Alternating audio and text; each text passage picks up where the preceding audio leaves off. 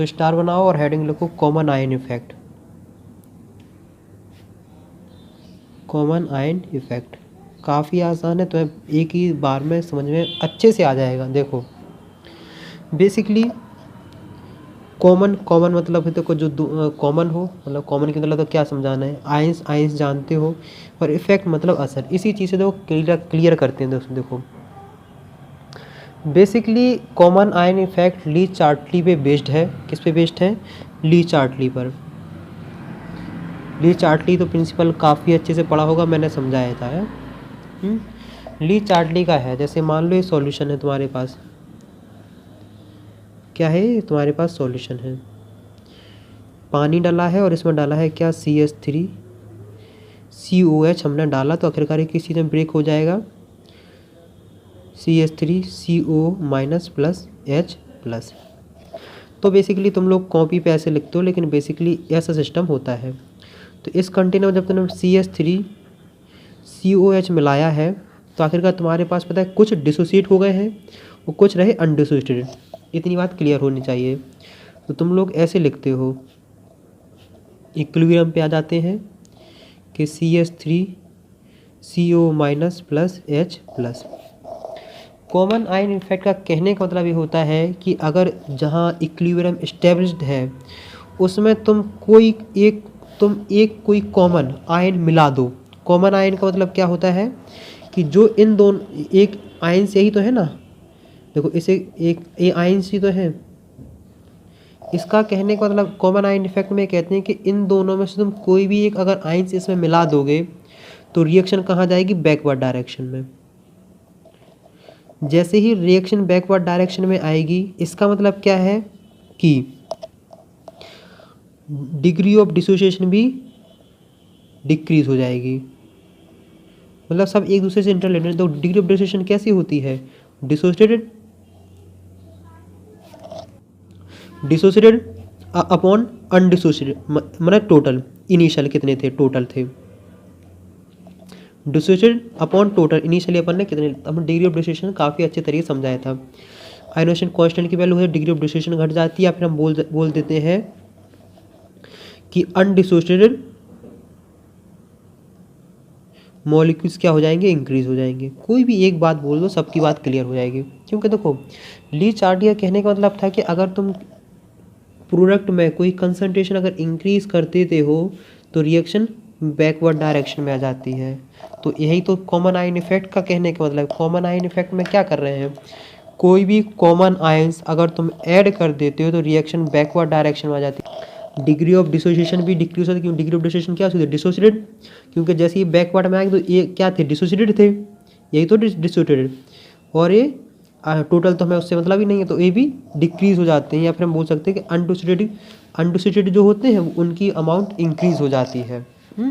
तो क्योंकि देखो ये अनडिसोसिएटेड है, अनडिसोसिएटेड, और ये क्या है? डिसोसिएटेड है।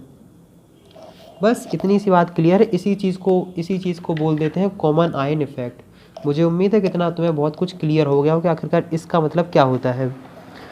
अब सिंपल सी डेफिनेशन लिखते हो कि अगर कोई पूछ ले तो कॉमन आयन इफेक्ट की तुम्हें सिंपल सी डेफिनेशन क्या लिखनी है? बहुत सिंपल सी डेफिनेशन, व्हेन कॉमन आयंस, चाहे तुम कॉमन आयंस में चाहे तुम कैटाइंस मिलाओ या एनाइंस मिलाओ, दोनों का मतलब है कि इस एडेड एक्सटर्नली एडेड होना चाहिए। Then the degree of ionization is reduced. This types of effect is known as common ion effect. और इसमें जनरली बैकवर्ड रिएक्शन होती है। कौन सी रिएक्शन होती है? Backward reaction.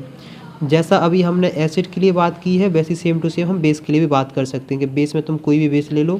जैसे एग्जांपल हमने ले लिया है कि कोई भी बेस ले लो, उसमें तो अगर तुम कॉमन आयन अगर जैसे हम ले लेते हैं AOH, तो बेसिकली क्या हो जाता है?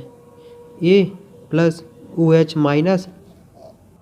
अगर इसमें से तुम कोई भी कॉमनली या ये कोई भी एक ऐड कर दोगे तो रिएक्शन क्या हो जाएगी? बैकवर्ड डायरेक्शन में। इसी टाइप के इफेक्ट को कहते हैं कॉमन आयन इफेक्ट। और तुम्हें याद रखना चाहिए आप बेसिकली ली चार्टली पर बेस्ड है।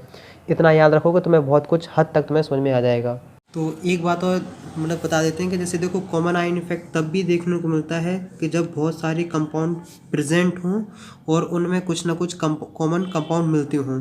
हमने बताया कि आखिर का ये रिएक्शन बैकवर्ड डायरेक्शन में हो जाती है। आयोनाइजेशन कांस्टेंट जिसे बोलते हैं इक्विलिब्रियम कांस्टेंट, या फिर इक्विलिब्रियम जो कांस्टेंट होता है वो कांस्टेंट ही रहता है। क्या रहता है? कांस्टेंट ही रहता है, इसमें कोई भी चेंज नहीं रहता है। लेकिन डिग्री ऑफ डिसोसिएशन या क्या बोलते हैं डिग्री ऑफ आयोनाइजेशन डिक्रीज हो जाती है, क्योंकि इस रिलेशन है। और अनडिसोसिएटेड जो मॉलिक्यूल्स होते हैं उनकी अमाउंट इंक्रीज हो जाती है और डिसोसिएटेड मॉलिक्यूल्स की अमाउंट डिक्रीज हो जाती है। तो ये भी एक फैक्टर देखने को मिलता है। ये काफ़ी आसान है, क्वेश्चन लगाओगे तो धीमे धीमे बहुत कुछ आने लगेगा। अभी भी इतना समझ लिया है, फिर भी तुम्हारे दिमाग में कोई ना कोई डाउट्स आ ही रहे होंगे, तो उन डाउट्स को हम और क्लियर करते हैं। सबसे पहले डाउट्स आ रहा होगा कि सर हम कॉमन आयन क्यों ऐड करते हैं, दूसरे क्यों ऐड नहीं कर सकते हैं। किसी के दिमाग में आया हो, किसी के दिमाग में नहीं आया होगा, और किसी को मेरी बात सुन के ही समझ में आ गया होगा आखिर कॉमन आयन ऐड क्यों कर रहे हैं। जैसे मान लो एक कंटेनर है, इसमें क्या है CH3CO minus plus H plus है। मतलब बेसिकली जब हमने CH3COH मिलाया तो बेसिकली इसमें ब्रेक हो गया है। अब कोई हमसे कहे कि सर हम तो ये नहीं मिलाएंगे, हम तो मान लीजिए हमने इसमें मिला दिया NaOH मिलाओगे तो बेसिकली इसी में ब्रेक हो जाएगा। अब कोई हमसे पूछ सकता है कि क्या सर इस पे कुछ इफ़ेक्ट पड़ेगा कि नहीं पड़ेगा, क्योंकि अब जो तुम कंटेनर देख रहे होगे उसमें तुम्हें बाकी अदर भी चीज़ें दिख रही होंगी। कि जैसे अगर मान लो इसमें हम K+ मिला दें या फिर कुछ Cl- मिला दें, तब इसमें क्या इफेक्ट देखने को मिलेगा। तब क्या इसमें कुछ हमें कॉमन आयन इफेक्ट देखने को मिलेगा? हम कहेंगे नहीं। क्यों नहीं देखने को मिला? क्योंकि बेसिकली अगर हम इसकी इक्विलिब्रियम देखते हैं तो हमने क्या मिलाया है CH3CO माइनस और H प्लस, और बेसिकली CH3COH। इन सबको मिलाने से CH3CO प्लस और H प्लस की कंसंट्रेशन में कोई भी चेंजेस देखने को नहीं मिल रहा है। इसलिए इस रिएक्शन में कोई इफेक्ट देखने को हमें नहीं मिलेगा। जब इस रिएक्शन में कोई इफेक्ट हमें देखने को नहीं मिलेगा तो इसके लिए कॉमन आयन इफेक्ट नहीं होगा।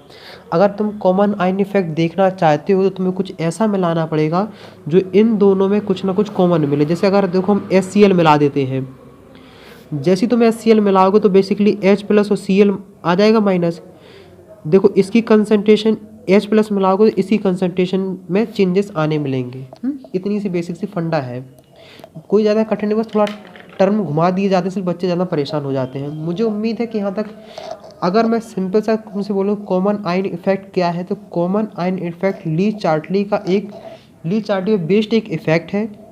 उसका कहने का मतलब है कि अगर किसी सॉल्यूशन में कॉमन आयंस हैं तो रिएक्शन बैकवर्ड डायरेक्शन में आ जाती है। बस इतना ही सा उसका कहने का मतलब था। बैकवर्ड डायरेक्शन में आने की वजह से डिग्री ऑफ डिसोसिएशन डिक्रीज हो जाती है।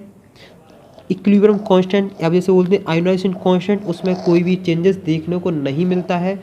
ये बात याद रखना, क्योंकि बच्चे हमेशा गलती कर देते हैं कि जो आयोनाइजेशन कांस्टेंट बोलो या बोलो इक्विलिब्रियम कांस्टेंट, लगभग दोनों का मीनिंग एक ही सा निकलता है। इसकी वैल्यू पे नो चेंज, कोई भी चेंज हमें देखने को नहीं मिलता, क्योंकि इसकी वैल्यू टेम्परेचर पे डिपेंड करती है। तो इतनी बात मेरे हिसाब से तुम्हें बहुत कुछ क्लियर हो गया होगा। तो अगर यहाँ तक देख रहे हो वीडियो पढ़ते समय अच्छा लगा तो कम से कम अपने 3 फ्रेंड के साथ ये वीडियो ज़रूर से ज़रूर शेयर करें, ताकि हमें भी हमारा मेन एक ही मिशन है, एक ही हमारा विज़न है कि हमें ज़्यादा से ज़्यादा बच्चों की हेल्प करनी है। अब डिपेंड आप पे करता है कि आप मेरा सपोर्ट करते हैं या फिर मेरा सपोर्ट नहीं करते हैं। तो चलिए ऑल द बेस्ट, प्रिपरेशन करते रहिए और शेयर करते रहिए।